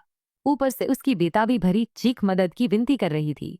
उसका वादा याद आया कि वो उसकी रक्षा करेगा, तो एंजेलिना का डर गायब हो गया। एकदम से विश्वास से भर गई। एडविन हमेशा उसका साथ देता आया है, अब वो बस छोड़कर नहीं जा सकती। वो जूल नहीं है, लेकिन जो भी ये शरीर पहनता है उसे ये ताकत इस्तेमाल करना सीखनी होती है। यही सोचते हुए और एडविन की मदद करनी थी, उसने जड़ों का थैला पकड़कर उसकी तरफ दौड़ी। पत्थर थैले से छिटक गए, चारों तरफ बिखर गए। ताकत तुरंत एंजेलिना के आसपास लिपट गई।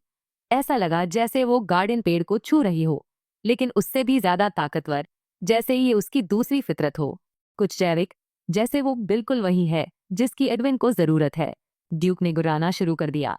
नौकर चाकर पूरी तरह घबराए हुए अपनी मालकिन के लिए वो पास आई और अचानक एडविन एक जंगली जानवर की तरह झपटा। दरिंदा। वह एक पल में हकीकत में आ गया, सीधे अपनी दुल्हन की तरफ देखने लगा। एंजेलिना ने उसके गाल को सहलाया और वादा किया कि वह उसकी मदद करेगी। इसमें कोई शक नहीं था। उसने धीरे से उसका नाम लिया, और एक ही झटके में दर्द उसके शरीर से दूर हो गया। उसके पास होना हमेशा हीरो को डराता नहीं था।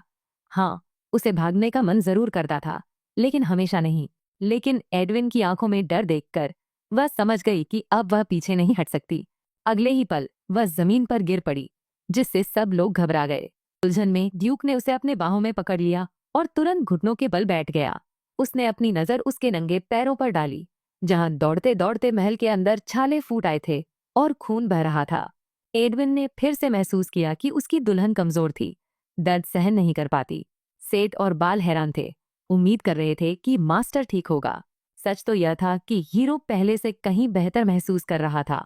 क्रॉफर्ड परिवार ऐसा ही होता है। उनकी नसों में जीवन दौड़ता है, खून उबलता है। जूल्स ब्लैक ओपल के साथ भी जिंदगी आसान नहीं होती। यह बस लक्षणों को थोड़ा कम करता है, लेकिन शारीरिक दर्द, मार डालने की इच्छा कभी पूरी तरह खत्म नहीं हुई। बाद में सोती हुई हीरोइन को घूरते हुए एडविन ने उसे डरपोक कहा। उसने उसके बालों की एक लट पकड़ी, उसे चूमा और कामना की कि वह जल्दी उठ जाए। अगली सुबह वह अचानक बिस्तर से उठ गई, याद करते हुए कि उसने ड्यूक का साया अपने नींद में देखा था। एडविन ने उसे वापस कंबल के नीचे धकेल दिया। हैरान था कि वह उठते ही इतनी जल्दी क्यों भाग रही थी। एंजेलिना ने तुरंत उसका सिर पकड़ लिया, उम्मीद करते हुए कि उसे कहीं चोट नहीं आई और वह ठीक है। हीरो ने मुस्कुराते हुए जवाब दिया। जानना चाहता था कि क्या वो सच में उसकी इतनी परवाह करती थी। उसे समझ नहीं आया कि इसमें इतना चौंकाने वाला क्या था। वो तो बुरी हालत में दिख रहा था।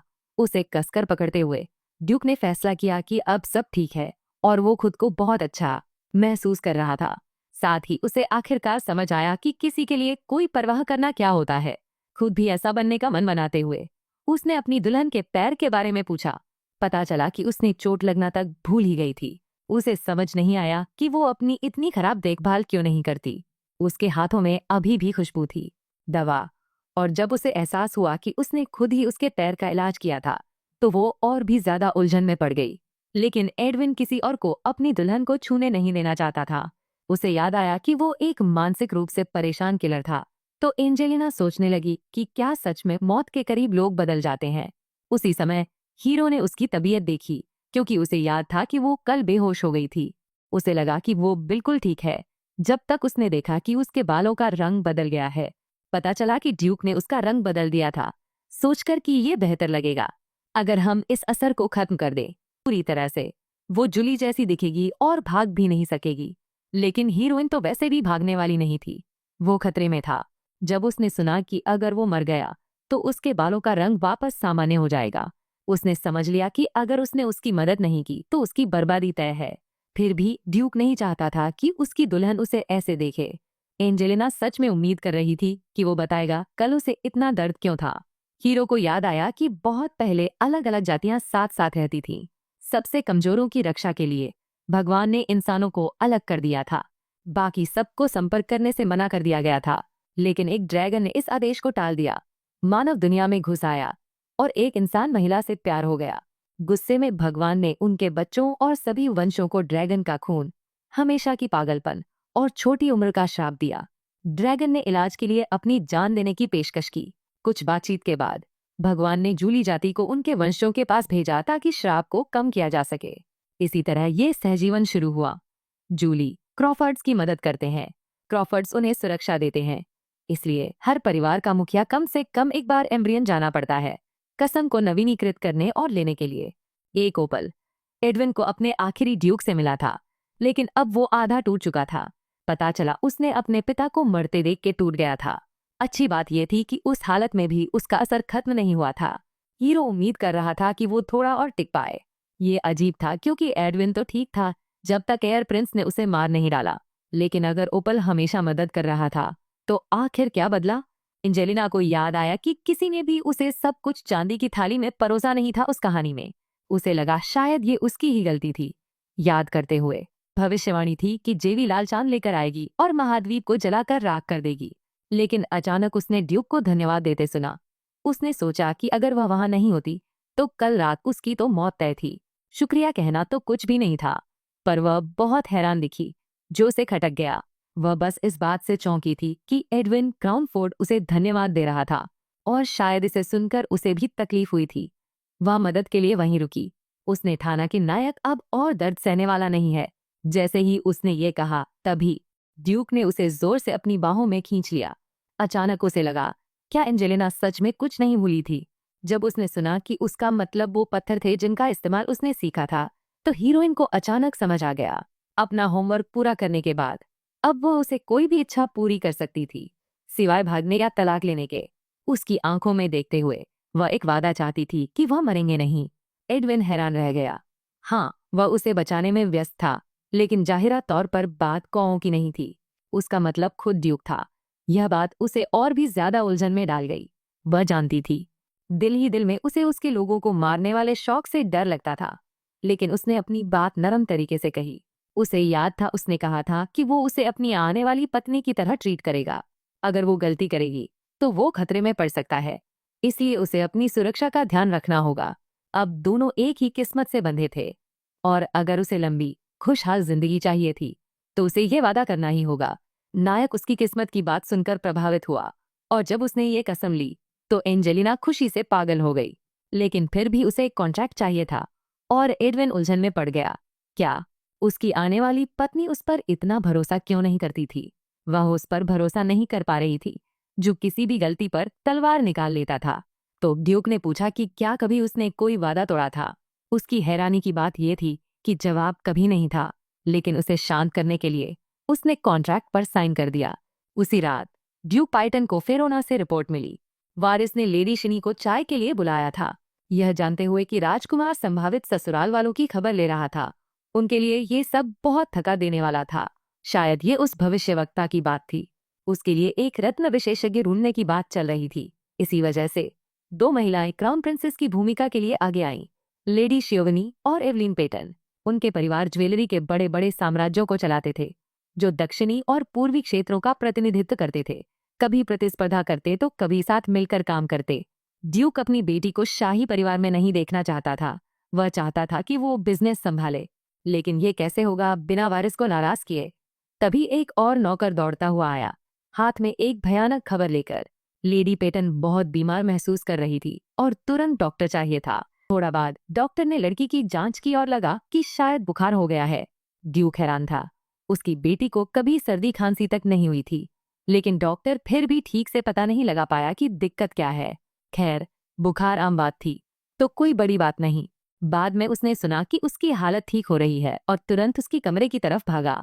एवेलिन फिर से ठीक थी और अपने घबराए हुए पापा का मुस्कुराकर स्वागत किया। उसे बुरा लगा कि उसने पापा को परेशान किया, लेकिन उसके लिए सबसे जरूरी यही था कि बेटी ठीक हो। तभी नौकरानी पर्दे जोर से खींचकर खुले, धूप तेजी से अंदर घुसी और एवेलिन अचानक आंखें दबाकर करा उठी। ड्यूक हैरान रह गया, जबकि वह दर्द से चिल्ला रही थी। उन्होंने फिर से पर्दे बंद कर दिए, लेकिन वह अपनी आंखें खोल भी नहीं पा रही थी। बाद में डॉक्टर वापस आया और बताया कि ये बुखार के बाद के असर हो सकते हैं। ड्यूक को बीमारी की सही जानकारी ज्यादा नहीं, अपनी बेटी के लिए इलाज ढूंढना जरूरी था।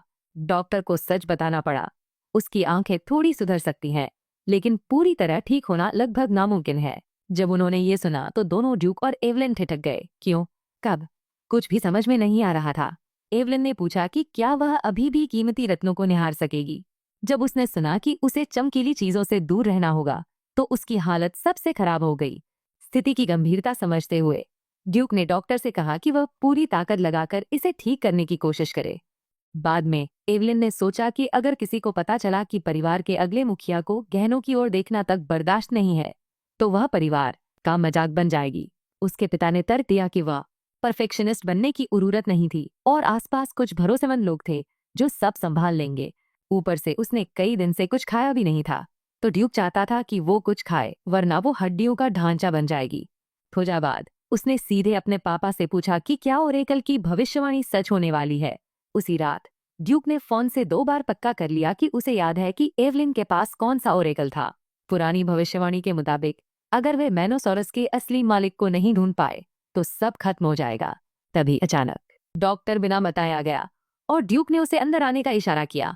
डॉक्टर का मिजाज थोड़ा गंभीर था और उसने अचानक फैसला किया कि सही कारण पता लगाने के लिए पूरी जांच करनी पड़ेगी। ड्यूक हैरान था। ये तो बस सामान्य फ्लू जैसा कुछ था ना? डॉक्टर ने जल्दी से साफ किया कि बुखार और सिरदर्द तो आम लक्षण है, लेकिन दूसरी बार चेक करते हुए उसने उसकी त्वचा पर हरे धब्बे देखे जो उसने पहले कभी नहीं देखे थे। ड्यूक ने उम्मीद जताई कि जैसे ही उन्हें पता चलेगा कि क्या हो रहा है, वे जल्दी से इसका इलाज कर पाएंगे। डॉक्टर ने माना कि वह कुछ भी वादा नहीं कर सकता। ड्यूक ने हारा हुआ सांस लिया और उसे बाहर निकलने को कहा। कुछ ही मिनटों बाद एक नौकर तेजी से अंदर आया और जरूरी खबर दी। जैसे ही उनकी ग्रेस ने सुना कि एली खान अब गिर गया है, वे लगभग हार्ट अटैक से बच गए। बाद में एडविन को इंपीरियल परिवार के बॉल का निमंत्रण मिला और उसने उसे जला दिया। सेठ जानता था कि उनका कोई बड़ा ऐलान आने वाला है। हर परिवार के मुखिया को वहां होना था, लेकिन हीरो ने उसे नजरअंदाज कर दिया। जैसे ही बटलर जलाने लगा, निमंत्रण पाकर उसे याद आया कि लेडी एड को बुखार के बाद की जटिलताओं की वजह से नजर की दिक्कत हो रही थी। जब एडविन को पता चला कि धनसाव ड्यूक एड की एलिया खान में हुआ था, तो उसने इसे शक की नजर से देखा। हो सकता है ये सिर्फ एक संयोग हो, लेकिन किसी ने अपनी चाल चलनी शुरू कर दी है। सेठ और ज्यादा जानना चाहता था, लेकिन हीरो को लगा कि इसमें ज्यादा समय बर्बाद करने की जरूरत नहीं है। उसे पहले से ही पता था कि इसके पीछे कौन है। वो शख्स सम्राट परिवार के करीब जाना चाहता है और साथ ही किसी ताकतवर को नीचे गिराने की साजिश रच रहा है। शाही खून का नाता। अपना मेल चेक करते हुए ड्यूक ने देखा कि उसे गार्डन फेयर का निमंत्रण आया था। उसने इसे नजरअंदाज कर दिया। बार बार उसे वहां क्यों बुलाते रहते हैं। बटलर भी इसे आग में डालने ही वाला था, लेकिन एडविन ने अचानक उसका खत हाथ से छीन लिया। एक पल सोचने के बाद उसे एक जबरदस्त आइडिया सूझा। इसी बीच हीरोइन पत्थरों की जांच कर रही थी, काले ओपल की अजीब खासियतों से हैरान। आमतौर पर रत्न सक्रिय हो जाने के बाद ऊर्जा सोखना बंद कर देते हैं, लेकिन ओपल तो लगातार ऊर्जा ले रहा था। जाने लगी। उस पर एक निशान था जो बाकी पत्थरों में सक्रिय होने के बाद नहीं था। कुछ रत्नों को तो पहचानना भी मुश्किल था, और एंजेलिन को लगा कि शायद उसकी किस्मत खराब है। वह अपनी सीट से अचानक उठी और चिल्लाई, यह सोचते हुए कि शायद उसके पास सभी ताकतें नहीं है, पर वे बिल्कुल भी कम नहीं है। उसी वक्त ड्यूक झुका, जानना चाहता था कि उसकी दुल्हन इतनी क्यों बेकाबू हो गई है। वह चिल्लाई जैसे पहले करती थी। जब वह अचानक कहीं से प्रकट हो जाता था, डर के मारे चौंक जाती थी। हीरो को समझ ही नहीं आया कि वह किस बात से डर रही थी।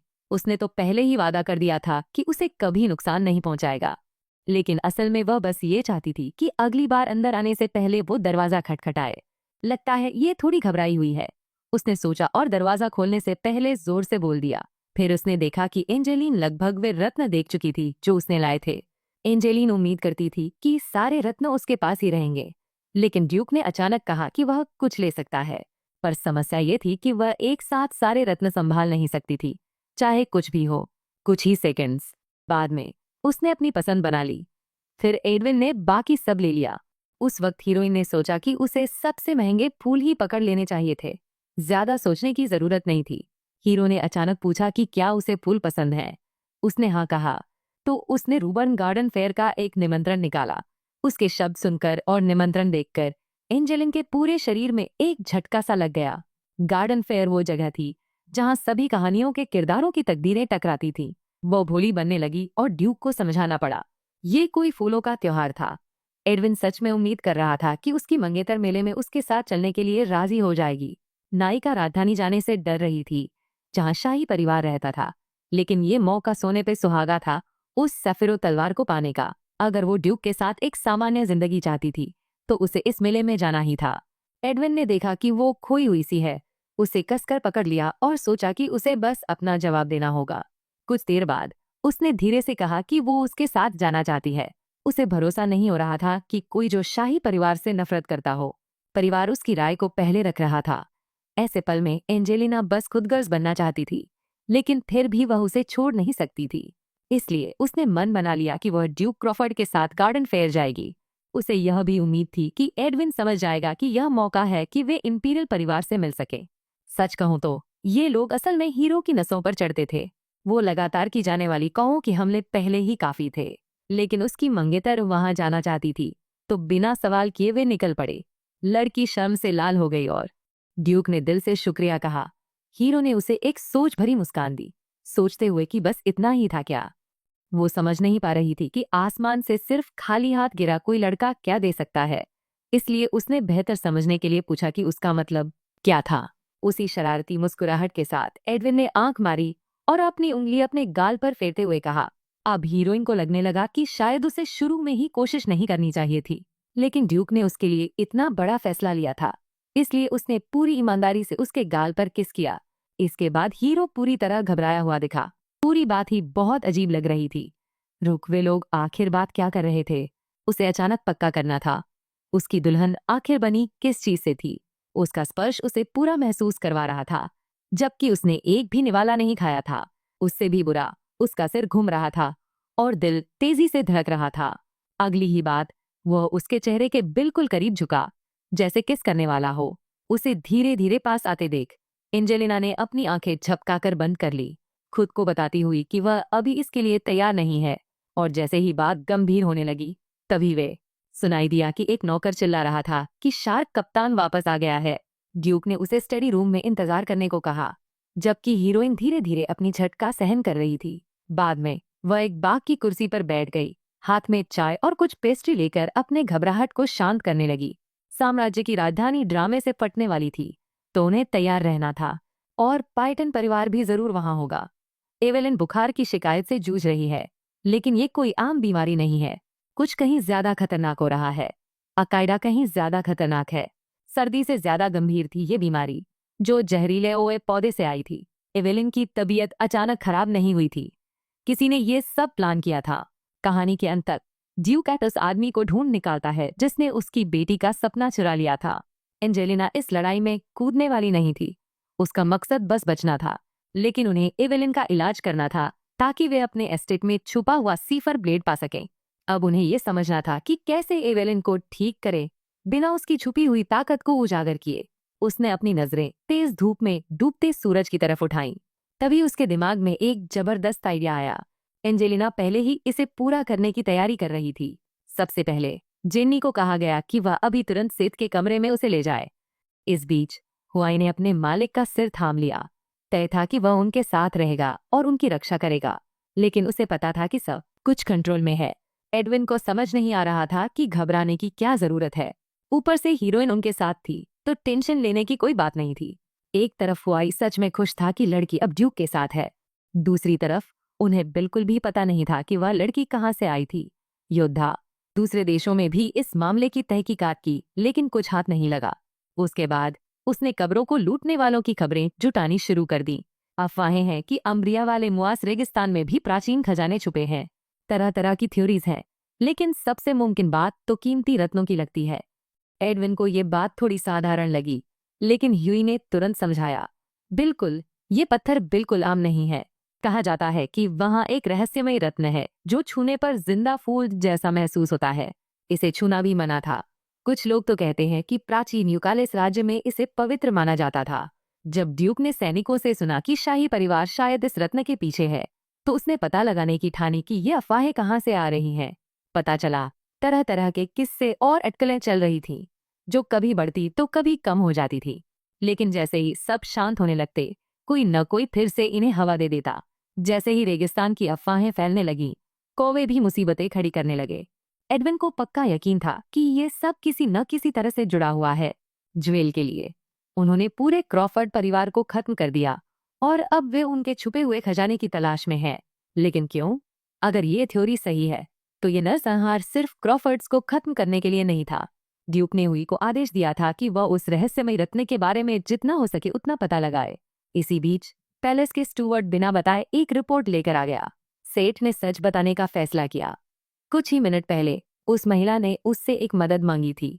एडविन पूरी तरह से चुप हो गया जब उसने सुना कि वह उसे तोहफा, खुशी से झूमते हुए। उसे बिल्कुल समझ नहीं आ रहा था कि अचानक ये सब क्यों हुआ। लेकिन हुई ने कहा कि तोहफे के लिए किसी वजह की जरूरत नहीं होती। बटलर ने बताया कि उस महिला को उनके प्रभु को हैरान करना था। हीरो ने सेठ को हैरानी भरी नजरों से देखा, सोचते हुए कि ये किस तरह का तोहफा होगा। फिर बटलर ने उसे एक मुड़ा हुआ पर्चा थमाया, जिस पर तोहफे का डिजाइन बना था।